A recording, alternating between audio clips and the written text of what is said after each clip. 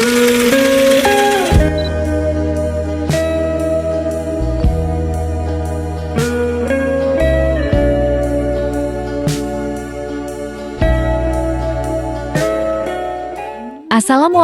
warahmatullahi wabarakatuh. Di tengah hamparan gurun yang luas dan pegunungan batu yang sunyi, terbentang sebuah wilayah yang kelak menjadi pusat lahirnya salah satu peradaban terbesar dalam sejarah manusia, Jazirah Arab.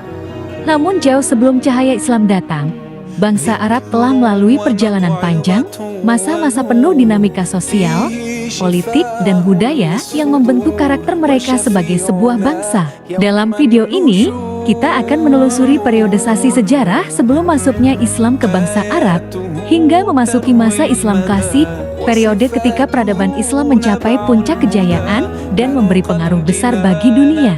Masa pra-Islam. Kondisi bangsa Arab sebelum datangnya Islam.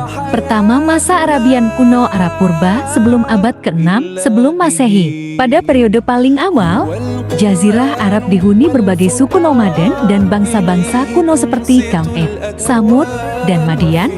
Mereka mencapai kemajuan dalam arsitektur batu, sistem pertanian gurun, dan perdagangan lintas regional. Jejak peninggalan kaum-kaum ini ditemukan dalam prasasti dan reruntuhan kota kuno seperti Al-Hijr. Bangsa Arab purba juga dikenal sebagai pelaut dan pedagang yang aktif berhubungan dengan Mesir kuno, Mesopotamia, hingga kerajaan-kerajaan di Syam dan Persia. Kedua, masa kerajaan-kerajaan Arab abad ke-6 sebelum Masehi hingga abad ke-3 M. Memasuki masa berikutnya, berkembang kerajaan-kerajaan Arab yang lebih terstruktur seperti Kerajaan Saba di Yaman dengan Ratu Bilqis sebagai tokoh legendaris, Kerajaan Himyar yang menguasai jalur rempah, Kerajaan Nabatel terkenal dengan kota Petra, Lahmed di wilayah Irak Selatan, Ghassanid di wilayah Syam. Kerajaan-kerajaan ini memperkuat jaringan perdagangan internasional dan menjadi jembatan budaya antara Timur Tengah dengan Afrika dan Asia Selatan. Ketiga, masa Jahiliyah abad ke-3 hingga abad ke-7 An. Masa Jahiliyah sering disalahpahami sebagai masa kegelapan total. Padahal, yang dimaksud Jahiliyah adalah dominasi nilai-nilai kesukuan dan kebodohan moral, bukan kebodohan intelektual. Justru pada masa inilah muncul struktur sosial. Masyarakat Arab terdiri dari suku-suku nomaden Badui, suku-suku kota seperti Quraisy di Mekah. Ikatan kabilah sangat kuat, loyalitas pada suku lebih tinggi daripada pada hukum tertulis. B. Kehidupan ekonomi. Mekah telah menjadi pusat perdagangan internasional, mempertemukan pedagang dari Yaman, Persia, Bizantium, dan Afrika. C. Kepercayaan. Masyarakat jahiliyah menganut politeisme. Ka'bah menjadi tempat penyembahan ratusan berhala. Selain itu, terdapat pula komunitas Yahudi, Nasrani, dan Hanif.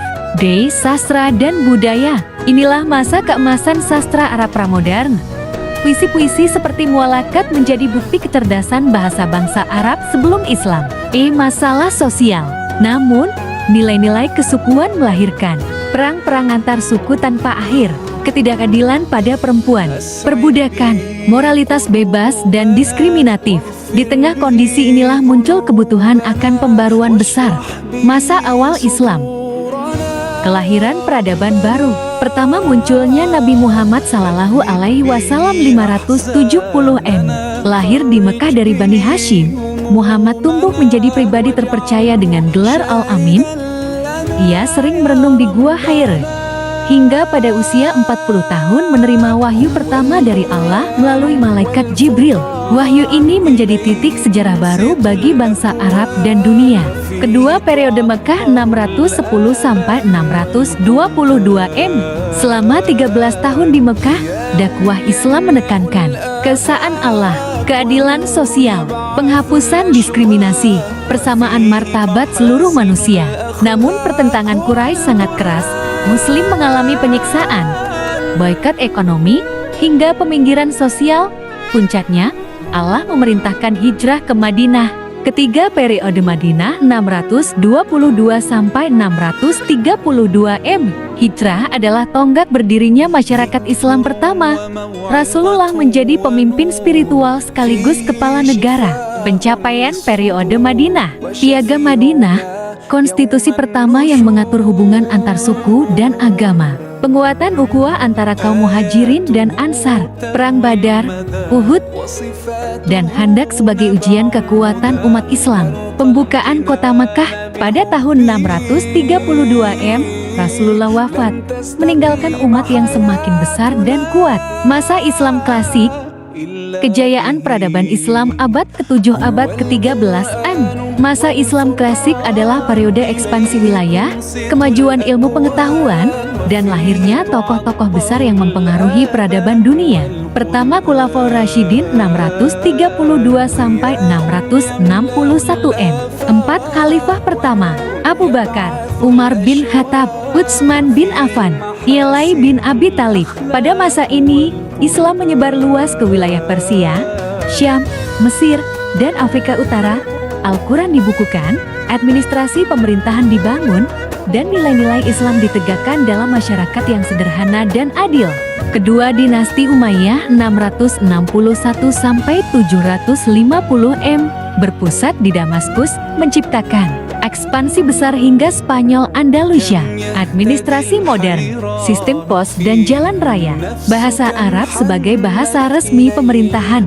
Ketiga, dinasti Abbasiyah 750 sampai 1258 M, masa keemasan Islam, berpusat di Baghdad. Masa ini menjadi puncak peradaban Islam. Ciri-ciri kejayaan Abbasiyah: pendirian Baitul Hikmah, pusat penerjemahan dan ilmu pengetahuan terbesar. Lahirnya ilmuwan legendaris seperti Ibn Sina, Al-Khawarizmi, Al-Farabi, Al-Ghazali, dan Al-Razi. Munculnya karya sastra besar seperti Alf Laila Walaila 1001 Malam. Kemajuan teknologi, optik, kedokteran, matematika, astronomi, hingga geografi. Baghdad menjadi kota paling maju di dunia saat itu. Penutup, dunia yang berubah karena Islam. Dari masyarakat kesukuan yang terpecah belah, bangsa Arab berubah menjadi bangsa yang bersatu di bawah nilai-nilai tauhid dan keadilan. Dari jazirah yang gersang, lahirlah peradaban yang membentang dari Andalusia hingga India, memengaruhi ilmu pengetahuan, seni, budaya, hingga politik dunia.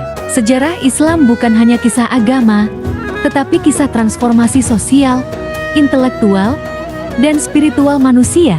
Dan perjalanan panjang itu dimulai dari Jazirah Arab yang sederhana, hingga menjadi pusat salah satu peradaban terbesar dalam sejarah umat manusia.